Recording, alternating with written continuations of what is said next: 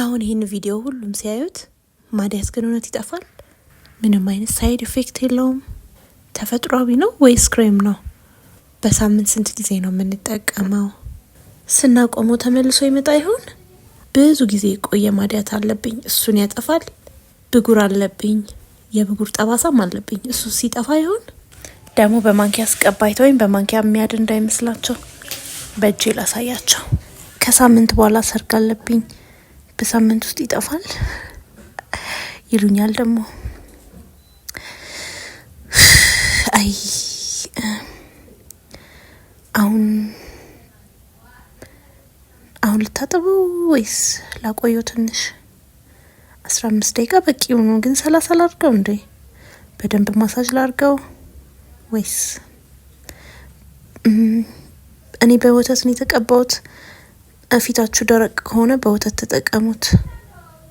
ወዛም ፊት በወተት ተጠቅማችሁት ብጉር ቢወጣባቸው ግን እኔ ተጠያቂ አይደለሁም። አይ ቪዲዮ መስራትም አልተቻለም እኮ በቃ። ልጆች ያላችሁ እንደዚህ ነው የምትቀቡት። ምን ይሻላል? በምትቀቡበት ሰዓት እንደዚህ አፋችሁን ማጣመም የፕሮዳክቱ አንድ አካል አይደለም። እንደዚህ መተንፈስም ግዴታ አይደለም። አረ ቪዲዮ ረሰመ። ትንሽ ላፍጥንላቸው እንዴ? ኮፒ ሊንክ ያደርጉልኝ ይሆን? አያደርጉልኝም። ስለ ወርቅነሽ ስኪን ኬር በጣም ብዙ ቪዲዮ ሰርቻለሁ፣ ግን ሁሌ የሚደውሉና ተመሳሳይ ጥያቄ ነው የሚጠይቁኝ። ይረሱታሉ? ምን ሆነው ነው? ወይስ ትንሽ ላስብ ደግሞ። እኔ በጣም ብዙ ብጉር እንደነበረብኝ ብዙ ቪዲዮ ላይ ያሳይቻቸዋለሁ፣ ግን ሁሌ ደውለው ብጉር ያጠፋል ይሉኛል።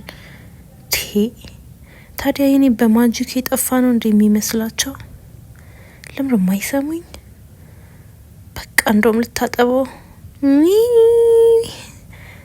ቻው ልበላቸው ወይስ ደውሉና የወርቅነሽ ናቹራል ስኪን ኬርን እዘዙ፣ ፏ በሉ፣ እመሩ፣ ድመቁ ምናምን ልበላቸው? በቃ ቻው።